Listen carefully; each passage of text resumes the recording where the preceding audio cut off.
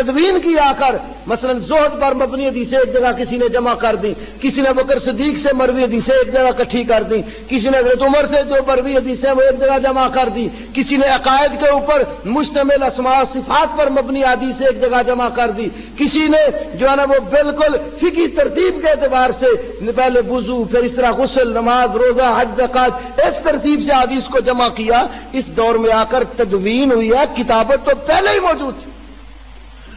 آپ نے حجۃ الوداع کا خطبہ دیا، ابو شاہ نامی یمن کا ایک شخص تھا، حجۃ الوداع کے موقع پر وہ کہنے لگا یا رسول اللہ صلی اللہ علیہ وسلم یہ جو آج آپ نے خطاب فرمایا ہے یہ مجھے لکھ دو۔ تو آپ صلی اللہ علیہ وسلم نے صحابہ سے کہا اکتبوا لابی شاہ، یہ ابو شاہ یمنی شخص ہے، جو میں نے خطاب کیا اس کو لکھ کر دے دو۔ ابھی حجۃ الوداع کے موقع پر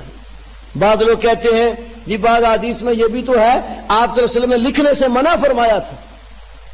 لیکن میرے بھائیو یاد رکھو لکھنے سے شروع میں کیوں منع کیا تھا اور کیوں کیا تھا؟ اس لیے تاکہ قرآن پاک کے الفاظ اور نبی کریم صلی اللہ علیہ وسلم کے الفاظ لوگ ملا کر آپس میں نہ لکھ دیں،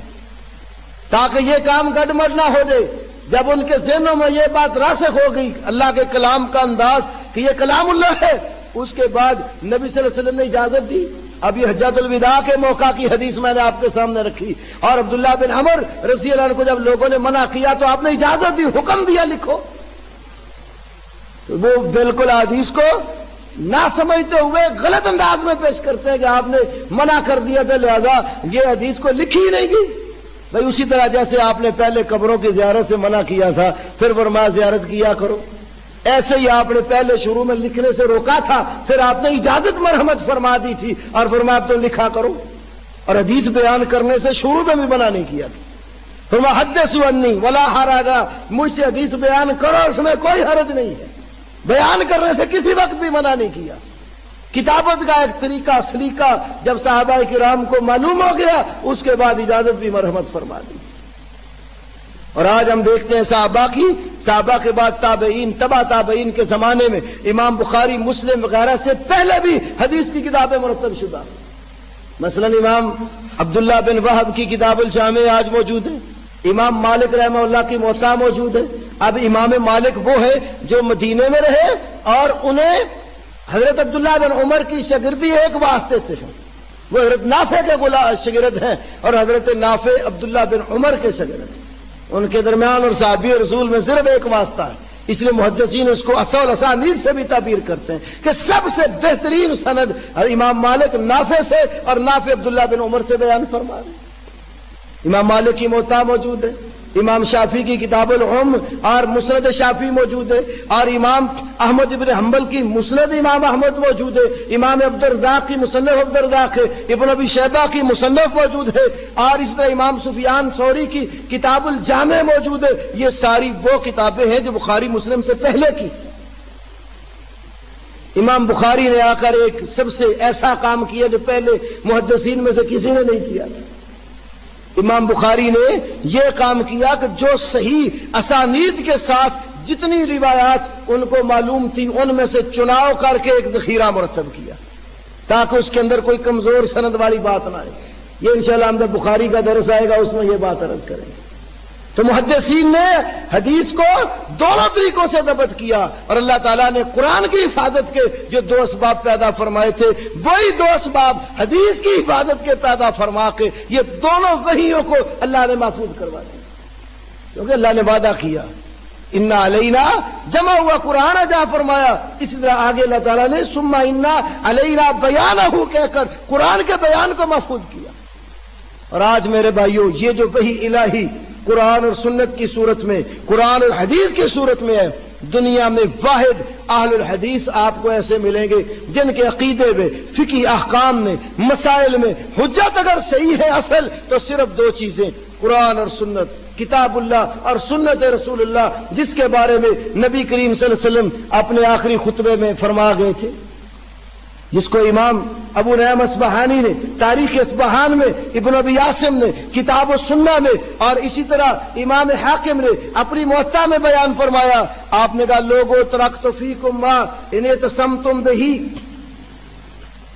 ترکت فیکم ما ان اعتصمتم بہ فلن تضلوا ابدا، میں تمہیں ایسی چیز چھوڑ کر جا رہا ہوں اگر تم نے اس کو مضبوطی سے تھام لیا کبھی گمراہ نہیں ہوگے۔ کتاب اللہ ہے و سنت و رسول ہی، ایک اللہ کی کتاب اور ایک اس کے پیغمبر کی سنت۔ تو ہماری یہی دعوت ہے کہ اصل دین اللہ کی وحی پر مبنی ہے، وحی الہی قرآن اور سنت کی صورت میں ہے، یہ اصل دین ہے۔ جو چیز کتاب اور سنت کے موافق ہے اس کو ہم قبول کرتے ہیں، وعلی الراس والعین، جو چیز کتاب اور سنت سے ٹکرا جاتی ہے کہنے والا کوئی ہو وہ دین میں قطعاً حجت نہیں ہے۔ تو یہ ہمارا اصل عقیدہ اور موقف ہے۔ آج کے اس درس میں ہم نے صرف وحی الہی کے حوالے سے کچھ باتیں عرض کی، اس ضمن میں بہت ساری چیزیں بھی باقی ہیں، انشاءاللہ اگلے درس میں ان کا تذکرہ کریں گے۔ یہ بعض بھائیوں نے کچھ سوالات لکھے ہیں، اسی درس کے حوالے سے ہیں۔ ایک تو یہ اعلان لکھا بھائی نے، صبح بعد از نماز فجر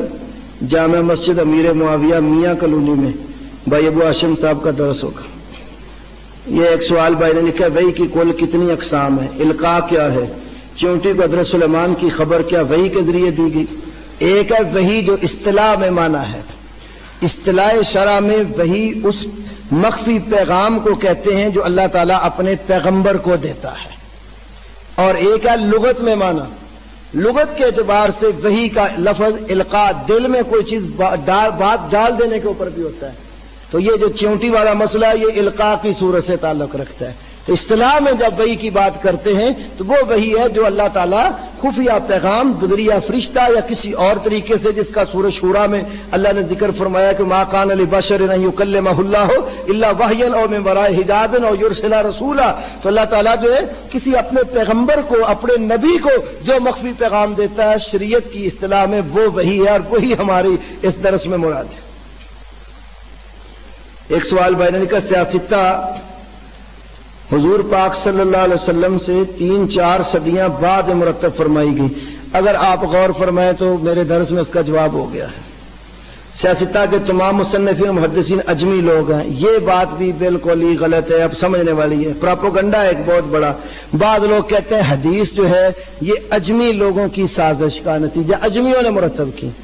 پہلی تو بات یہ ہے کہ یہ فرق کرنا ہی غلط ہے کہ یہ اجمی ہے اور یہ عربی ہے،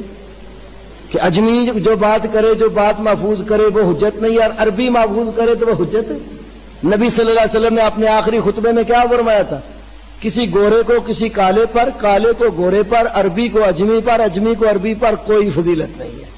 فضیلت تقوی کی بنیاد پر ہے، جو قرآن کہتے ہیں ان اکرمکم عند اللہ اتقاکم۔ تو اس لیے محدث حافظ خواہ وہ عرب کا رہنے والا ہو یا عجم کا ہو، اس کی ثقافت، امانت، دیانت وہ صحیح ہونی چاہیے۔ دوسری بات یہ کہنا کہ محدثین سارے اجمی تھے، یہ بات بھی غلط ہے۔ بڑے بڑے محدثین عربی تھے اور عرب قبائل سے ان کا تعلق تھا۔ مثلا امام مالک، ان کی ہے نا موطا حدیث کی کتاب، ذو اسبا قبیلے سے تعلق رکھتے ہیں، یہ عرب کا قبیلہ ہے۔ امام شافعی یہ قریشی ہیں، ان کی کتاب مسند شافعی، اور اسی طرح کتاب الام آج بھی موجود ہیں۔ اس طرح امام حمیدی جو امام بخاری کے استاد ہیں، صحیح بخاری میں امام بخاری پہلی حدیث ہی نیت والی اپنے اس استاد سے لائے، جن کی مسند حمیدی حدیث کی کتاب طبع ہوئی ہے، یہ بھی قریشی قبیلے سے تعلق رکھتے ہیں۔ اس کی تفصیل آپ نے دیکھنی ہو اگر تو یہ ہمارے بزرگ جو گزرے مولانا صفی الرحمان مبارک پوری رحمۃ اللہ علیہ، انہوں نے کتاب لکھی ہے انکار حدیث حق یا باطل، بڑی تفصیل کے ساتھ سارے محدثین کا، کون عربی ہے کون اجمی ہے، کون کہاں پیدا ہوا، کہاں سے علم سیکھا، پوری ڈیٹیل کے ساتھ انہوں نے اپنے اس کتاب میں اس کی تفصیل دی ہے۔ تیسری بات صحیح مسلم میں حدیث ہے، نبی علیہ السلام نے فرمایا لو کان الایمان عند الثریا،